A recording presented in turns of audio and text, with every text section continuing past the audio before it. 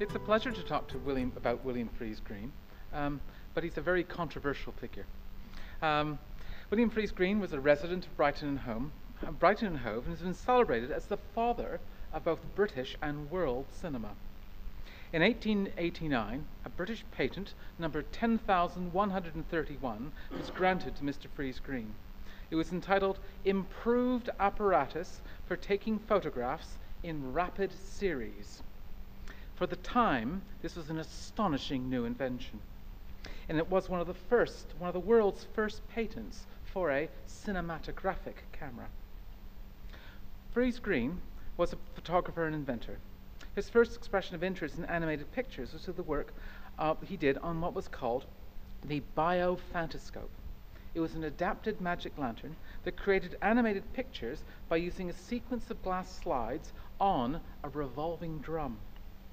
7 photographs, each taken of Mr. Friese-Greene's face, and at different points he would smile and he'd grimace, and each picture therefore was a different view of him, and then you would see that sequence and it looked like his face was moving on the screen. This led to his quest to capture movement by taking a sequence of pictures, but he realized he could not do this using glass slides. He tried sensitized paper, and then when the American invention of celluloid film appeared in this country, he then used that as the basis for his invention. This work culminated with his patent of 1889, and he claimed that he used his new camera to make a film of a Brighton street. Of course, that would have been one of the first films to be made in the world. However, world fame and fortune did not follow after his patent. His device didn't work very well. It was slow. Some say only 5 frames a second, which isn't fast enough for the successful illusion of movement. But Friese-Greene was a great optimist and a great self-publicist. He claimed that he had perfected moving pictures on film, and many believed him.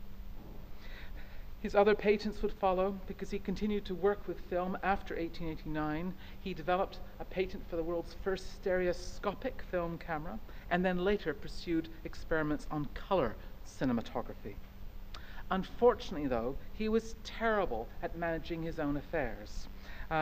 He went bankrupt a number of times. He was imprisoned once, and this led to great irregularities in his career.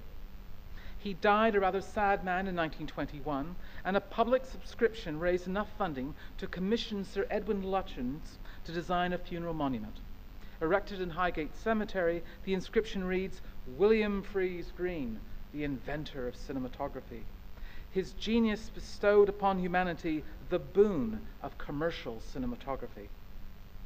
William Friese-Greene's achievements were then romanticized in the biography, The Magic Box, and it became the basis for a film, The Magic Box of 1951, which was the feature film made to mark the Festival of Britain and celebrate a great British achievement, the birth of film.